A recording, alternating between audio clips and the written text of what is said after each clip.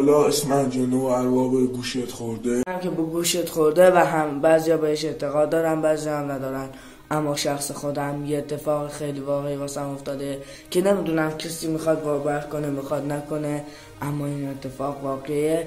و قبل از اینکه بریم سراغ ویدیو یا سراغ این ویدیوی ترسناک بعد، چنلمون رو سابسکرایب کن و چنل رو سابسکرایب کن و زنگوله رو بزن و اگر از این ویدیو راضی بودی و خوشت اومد حتما لایک کن.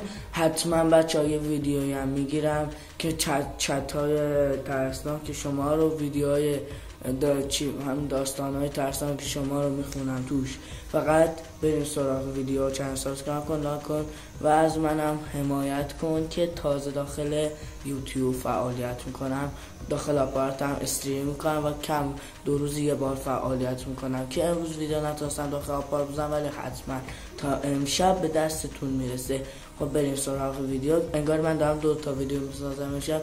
بریم سراغ ویدیو، بزن بریم سراغ ویدیو. روز نزدیکای ساعت 1 شب بود که مغازمون تا نصف شبا بیدار هستش. ما شب میخواستم برم مغازه و چراغ گوشیمو روشن کردم و رفتم سراغ مغازه. وقتی رسیدم اونجا به یه جای من میخواستم برم مغازه، یه درخت بید و چون که اونجا یه درخت بید و یه دون خونه کوچیک متروکه هست که عکسش روی صفحه واسهتون نمایش داده میشه.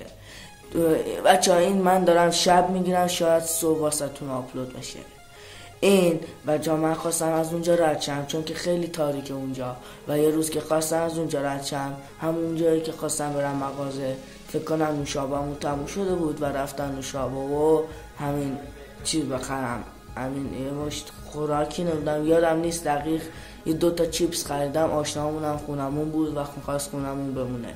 وقتی که رفتم اونجا دیدم که یه دونه آدم قد بلند بچه ها سیامانه بود، یه موجود سیامانه بچه ها خیلی ترسناک بود. نگاه پیشونیش، اینجای پیشونیش بچه ها یه دونه چشم داشت، کلا یه دونه چشم داشت و شاخ داشت 2 تا دونه و پاش هم سم داشت و پر از مو بود و لخت بود و من سریع فرار کردم و وقتی که خواستم برگردم زیر درخت بود چند تا گربه داشت.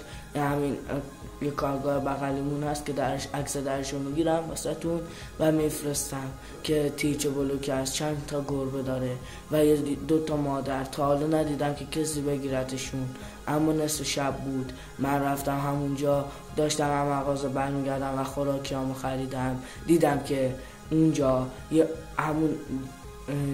اونجا تیل گربه هستن و تیل گربه بچه ها یکی سفید و قهوه‌ایه و یکی سیاهه و یکی سفید سیاهه.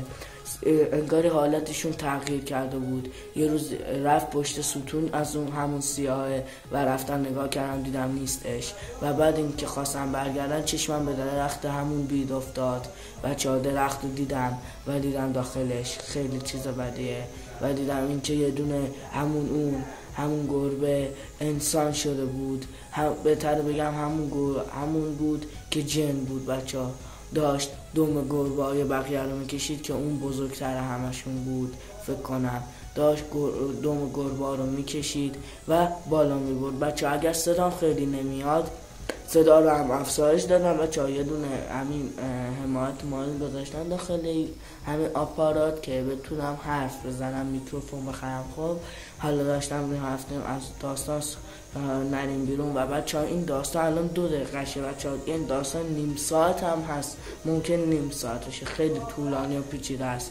فقط همینو بگم که بریم سراغ ادامه و امیدوارم چیزی واسه شما اتفاق نیفتاده باشه و یک ویدیو هم میگیرم که خاطراتتون رو واسه بفرستید. و بچه‌ها وقتی که رفتم اونجا اونو دیدم، سریع رفتم داخل مغازه، از مغازه دار گفتم کمکم کن و اونم به من گفت چی شده. نصف شب بود، من رفتم اونجا نشستم. مغازه دارم خیلی بیخیال، شب تا صبح اونجا میشینه این اینستاگرام نگاه میکنم. اینا بعضی آشنامونم هست، دوستم البته، زنش هست و خودش و یه رفیق من رفتم اونجا نشستم، گفتم من اینجا میمونم. خب گفتم من اینجا یه دقیقه میمونم و بعد میرم. گفت باشه اشکالی نداره. نشستیم یکم با هم حرف زدیم، یکم هم تخمه بود، هر چی اصرار کرد گفتم نه آخر یکم بریم دار که خودیم گرم صحبت شدیم. آره دیگه احوال پرسی از خانواده اینا جو گفتیم، به هم دیگه شوخی کردیم و اینا. بعد از 10 دقیقه بهشم گفتم بچه‌ها، گفت اصلا این امکان نداره و حرفمو باور نکرد، ولی گذاشت 10 دقیقه رو بمونم. گفت حتما خیالاتی شدی. بعد از اینکه رفتم خونه بچه‌ها، بعد از اینکه رفتم دیدم نیستش، اما وقتی خواستم برم در خونه بچه‌ها داخل یه سرایی هست بهتونم نشون میدم پیش خونم. بچه‌ها میدونست که خونه ما جرسونه و هنوز خیلی کامل نیست، روستاست. و بچه‌ها وقتی که رفتم نشستم اونجا و دیدم همونجا و بچه‌ها وقت داشتم میومدم بچه‌ها دیدم همونجا همون وایستاده بچه‌ها و قدش خیلی بلند بود، تا چیشش یه دونه داشت حدقه زده بود بیرون، خیلی گنده بود. اصلا موهای چریکی داشت، زن بود ها فکر نمیدونم مرد بود ولی موهاش بلند بود، هرچی بود موهاش بلند بود. بچه سومش خیلی دراز بلند بود، میکوبید صدا زمین و صداش میومد. یا منو دید یا به من گفت وایسا. منم ترسیدم و فرار کردم و اینو به مامانم گفتم. مامانم به اینا عقیده داره و به من گفت که اشکالی نداره دیگه، شبا نمیفرستمت بیرون. و من گرفتم شبش خوابیدم. شبش همون خواب جنه رو دیدم که اون وایساده و به من میگه باید خبری رو بهت بدم و پیش من بیا. من فردای اون شب به مامانم گفتم میخوام برم مغازه، تو رو خدا بذار. وقتی خواستم برم مغازه و رفتم داخل همون خونه متروکه بچه‌ها. وقتی که رفتم داخل خونه متروکه دیدم اون قشنگ وایساده و یه چاقوی دستش بوده که دنبال من. اون شبم نمیدونم چرا مغازه بسته شده بود بچه‌ها و اون شب مغازه بسته شده بود. وقتی نگاه کردم هنوز نرفته بودم، خواستم اول برم اونجا بعد برم. بعد دیدم که دنبال من. گفت تو با من شوخی میکنی؟ آره، چون که من وقتی خواستم برم گفتم اصلا برو گم شو. اینو نگفتم، گفتم اصلا برو گم شو، تو اصلا من به این چیزا عقیده ندارم. یا مشتم حرف زشت بهش زدم، فوش که نمیشه بگی بچه‌ها.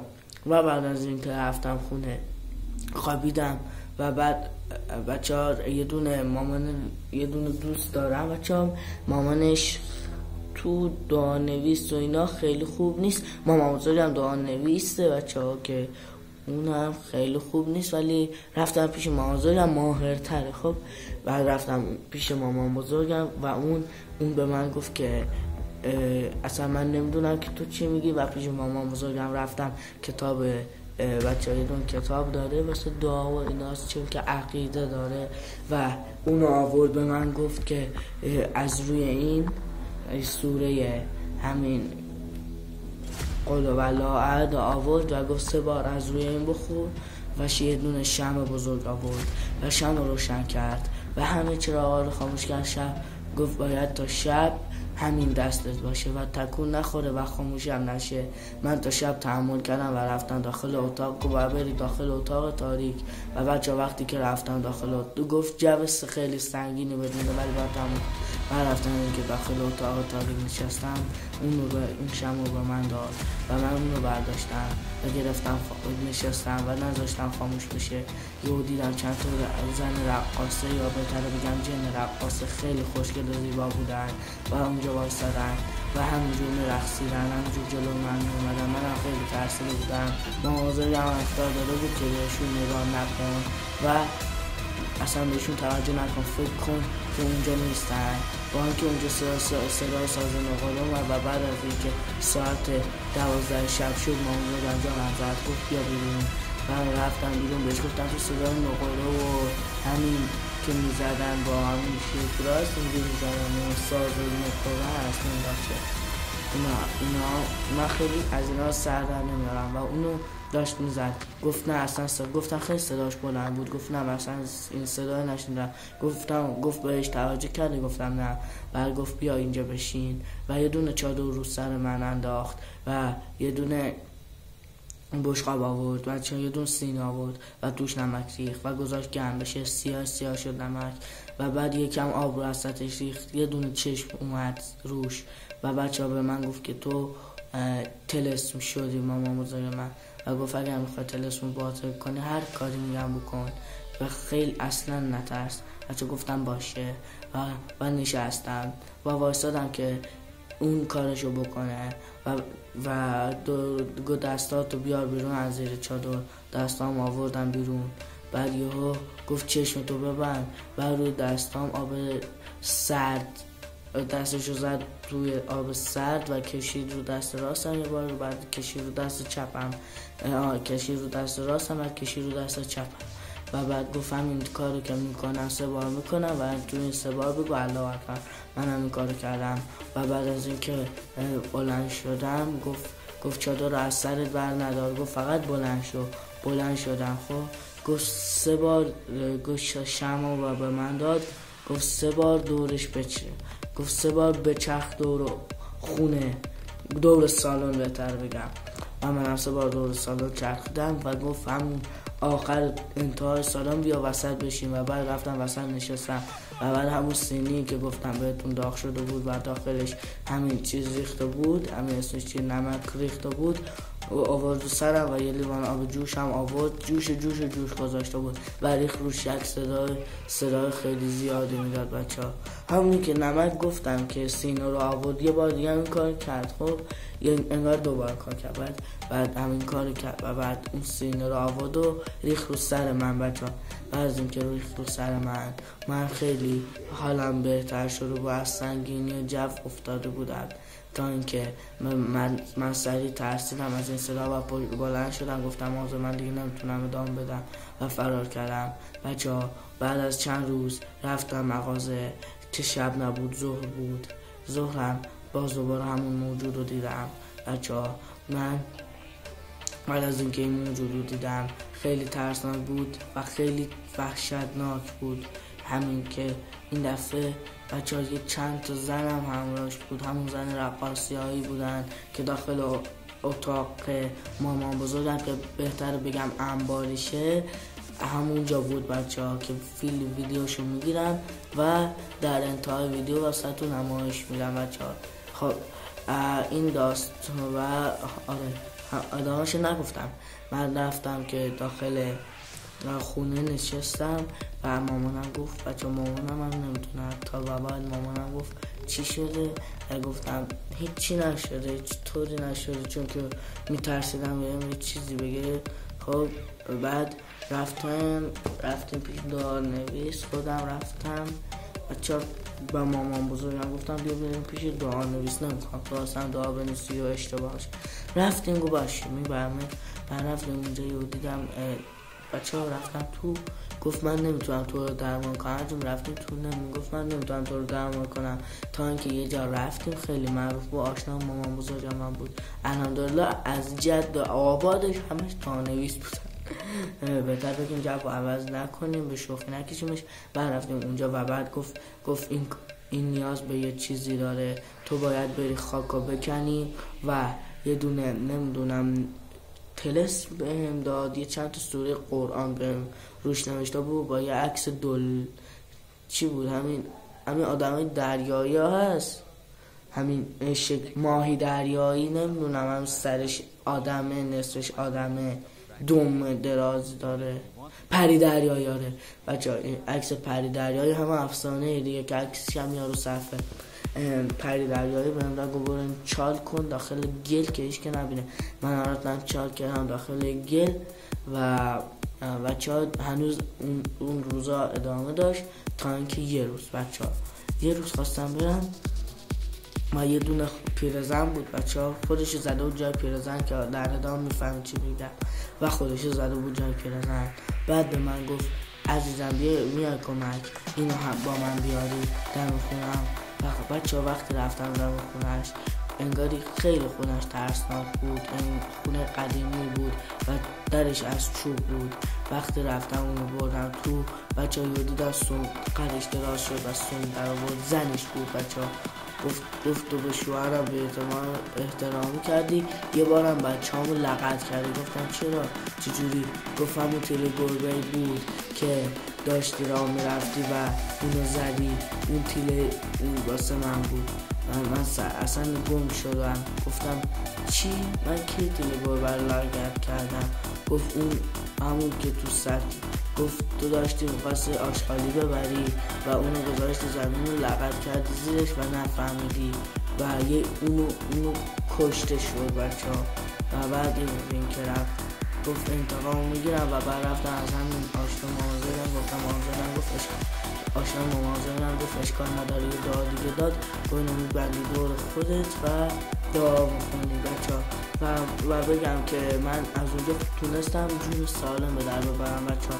خواست منو بزنه، منم چون که سم پاش تعادل نداره منم با پا زدمش و افتاد زمین و دیگه مرد دیگه. من رفتم الان یه چند بار میبینمش ولی اهمیت بهش نمیدم. سوره قل هو الحمدلله میگه بخون با سوره چه میدونم چی بود اسمش، همین نمیدونم یه چند سوره داد که رو قرآن نوشته، چه میدونم اسمش چیه، سوره جن هم گفت بخون یه بار. خب بچه اونم خوندم ولی ترسنه از من چند بار خوندمش، الان هم از وقتا میدونمش ولی دیگه ندیدمش. خب این هم بود از داستان من.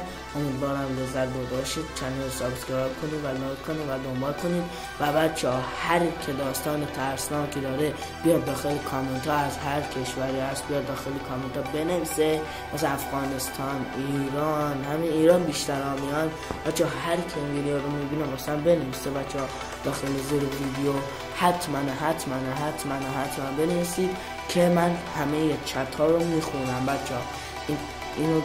اینو شاید شما باور نکنید ولی این واقعی. امیدوارم از این ویدیو لذت بردید. بای بای.